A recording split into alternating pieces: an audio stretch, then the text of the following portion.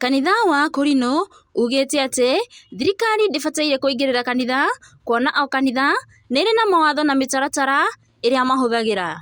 Peter Murigi Njogu uria ni deacon augite ati thirikari niremetwo ni kunina mitugo ya hura umwe ona thutha wa igoti itugiru kuregana na ihoya riao, undu uria wonanitie ati thirikari ndingihokerwo maundu ma kanitha. Koguo andu ona ori ni magiriire gukorwo bakimenya kanitha iria andu magiriire gukorwo makihuruka mena thayu matekwirwo mehinge nginya gukinya gukua. Riu ni ndahota ndaigua tondu ngurite njui Akorino ndire ndaigua kaundu ta kau gutwikite ati ta guku gwitu ati kwina andu meritwo mehinge nginya magakinya agukua. Atongoria a kanitha wa Kenya Israel Church uria wika kuku guku ni Ithanga kaunti ya Murang'a maugite ati ikuo cia Shakahola itibatie gukuruhanio na makanitha mothe kuona o kanitha nire na mawatho maria irumagirira.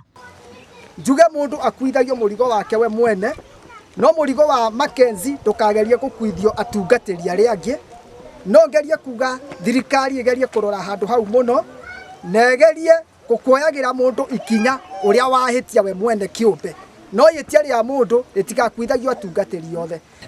Thini wa makanithari kuramata ndu tukoragwo rungu rwa thirikari ona tene tondu turi a thirikari kandu na kanitha turi a thirikari tondu turi andu no ni kuri maundu mangi matangikihotekeka sana tuge atiriri kanitha wa kiroho kwi andu matari roho kwi andu matungatagwo na matungatagira Ngai. Ni mongereire na kuga kuri na maundu kanitha itanginyita mbaru ta kuhitukia kwa watho wa andu ahura umwe kuona ni mugaru na witikia na mitaratara ya kanitha. Nimathite na mbere na makoria thirikari icagure mukurino umwe hari kamiti iria iracagurirwo ni thirikari ya guthuthuria ikuo cia Shakahola.